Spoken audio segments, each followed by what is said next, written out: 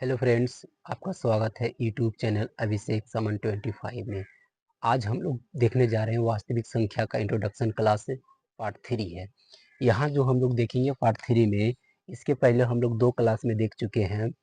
अंक कितने हैं, संख्या कैसे बनाते हैं, उसके बाद पूर्ण संख्या देखे, प्राकृत संख्या देखे, सम संख्या देखे। उसके बाद अगला जो हम लोग देखेंगे विषम संख्या। चलिए देखते हैं। अगला हम लोग को रहेगा विषम संख्या क्या है। अगर विषम संख्या के मीनिंग की बात करें तो इसे बोलते हैं ऑड नंबर। Odd number. चलिए, अगर यहाँ पे देखेंगे हम लोग विषम संख्या किसे कहते हैं, तो विषम संख्या के बारे में अगर समझना चाहते हैं तो इस प्रकार से हम लोग देखेंगे।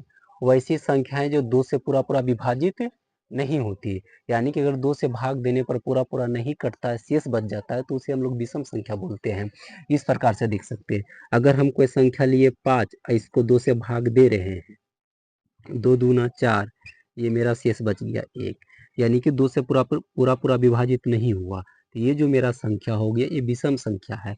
और भी संख्या ले लिए 17, अगर इसको हम 2 से भाग डालें तो 2 अठी 16, मेरा शेष आ गया 1। यहाँ पर भी पूरा विभाजित नहीं हुआ, यानी कि हम लोग कह सकते हैं विषम संख्या 17 है।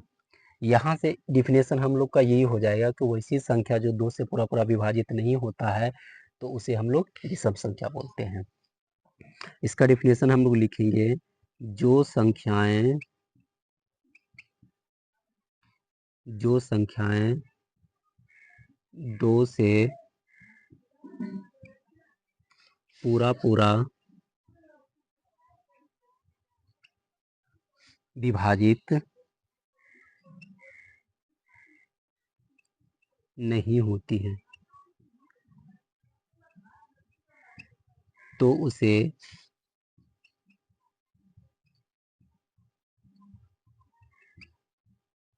विषम संख्या कहा जाता है। विषम संख्या कहा जाता है। ये डिफिनेशन हो गया विषम संख्या का। जो संख्याएं 2 से पूरा विभाजित नहीं होती है, तो उसे विषम संख्या कहते हैं। अगर जैसे की बात करेंगे तो हम लोग इस प्रकार से लिख सकते हैं, जैसे में।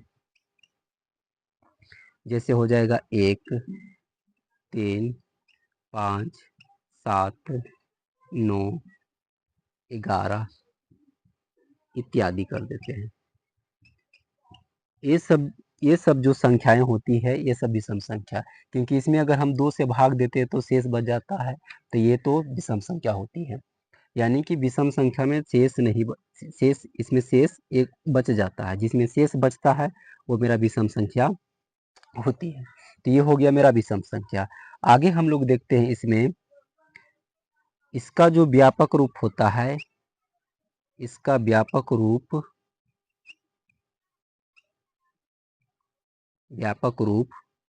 जनरल फॉर्म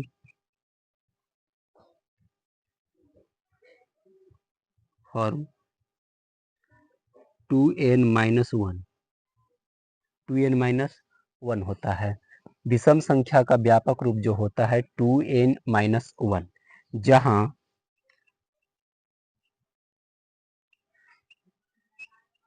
n एक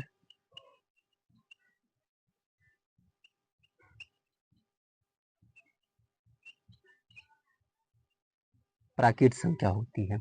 जहां n एक प्राकृत संख्या होती है। n के जगह पे हम लोग कुछ भी रखेंगे और इसको हल करने पर जो संख्या प्राप्त होगी वो मेरा विषम संख्या होगा। इस प्रकार से, जैसे अगर हम लोग यहाँ पे देखते हैं, n का मान लिए हम लोग 3, कुछ भी ले सकते हैं, n का मान 3 लिए। अब n का मान हम लोग इस रूप में पुट करेंगे, हल करने पर जो संख्या प्राप्त होगा वो मेरा विषम संख्या मिलेगा। जैसे यहाँ क्या है मेरा, यहीं पे कर देते हैं 2n-1। अब यहाँ पे 2 गुना n के जगह पे कितना लेंगे, 3, तो 3 -1 है तो 1। अगर इसको हल करेंगे हम लोग, पहले गुना करेंगे, 3 दूनी 6 -1। अब इसमें घटाओगे तो 6 में से 1 गया 5, क्योंकि 5 आ गया।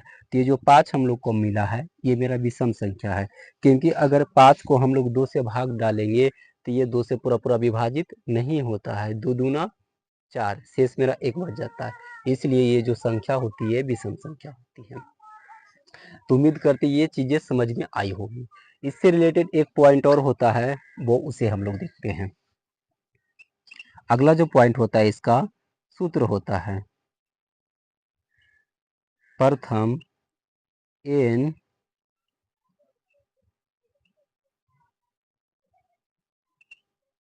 विषम संख्याओं का योग बराबर, इसका जो फॉर्मूला होता है n स्क्वायर। प्रथम n विषम संख्याओं का योग बराबर फॉर्मूला होता है n स्क्वायर। जैसे हम लोग लिख देते हैं प्रथम 5 विषम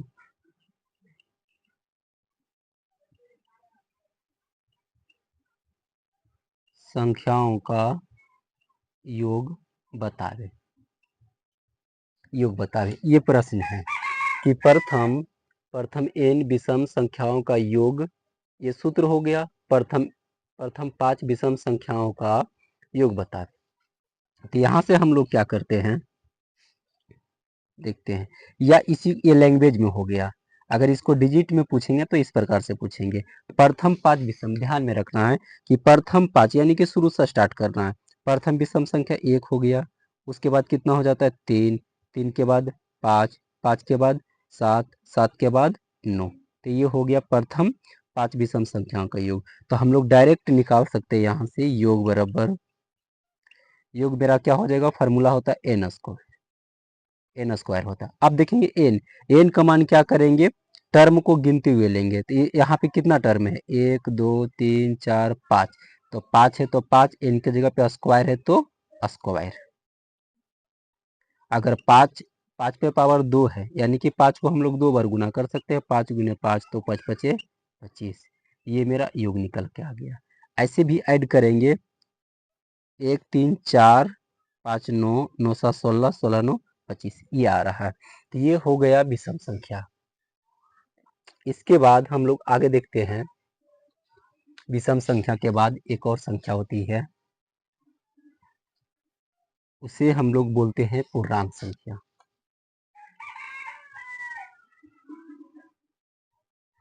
पूर्णांक संख्या, पूर्णांक संख्या, इसका जो मीनिंग होता है इंटीजर्स, इंटीजर पूर्णांक संख्या, इंटीजर बोल सकते हैं इसको। तो ध्यान से देखेंगे इसको, पूर्ण संख्या क्या है ध्यान से समझेंगे। पूर्ण संख्या क्या होती है, जो संख्याएं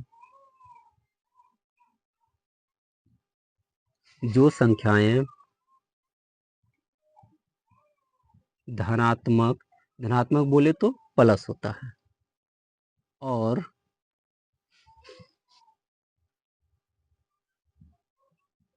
ऋणात्मक बोले तो माइनस होता है। धनात्मक ऋणात्मक चिन्हों के साथ दर्शाया जाता है,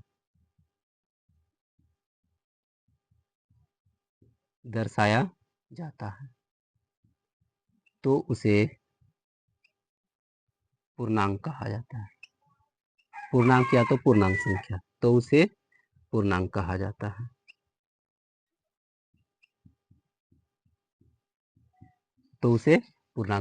है। यानी कि पूर्णांक में क्या होता है, एक धनात्मक होता है और दूसरा ऋणात्मक होता है। अगर ये धनात्मक और ऋणात्मक अगर लगा के लिखते हैं संख्या के साथ में, तो मेरा पूर्णांक होता है। जैसे इस प्रकार से, अगर यहाँ से हम लोग ले लेते हैं, ये 0 हो गया, इधर लेते हैं +1 +1 +2 +3 +4, ऐसे ही बढ़ते जाएगा। इधर ले लेते हैं हम लोग -1 -2 -3 -4 -5। इस प्रकार से जब सूचित किया जाता है माइनस से और ये प्लस से, तो इसी को हम लोग बोलते हैं पूर्णांक, यानी पूर्णांक संख्या। इसमें से भी ये भी होता है कि ये जो माइनस वाला होता है इसको हम लोग बोलते हैं ऋणात्मक संख्याएं। ऋणात्मक संख्याएं, ऋणात्मक संख्याएं। अब ये जो प्लस वाला होता है इसको हम लोग बोलते हैं धनात्मक संख्या। धनात्मक संख्याएं। तो ये होती है पूर्णांक संख्या और ये होती है विषम संख्या। उम्मीद करते हैं ये सारी चीजें समझ में आई होगी। ठीक है, इसके बाद हम लोग आगे देखेंगे अगला वीडियो में, इसके बाद जो भी संख्याएं होती हैं। आज इतना ही रहने देते हैं।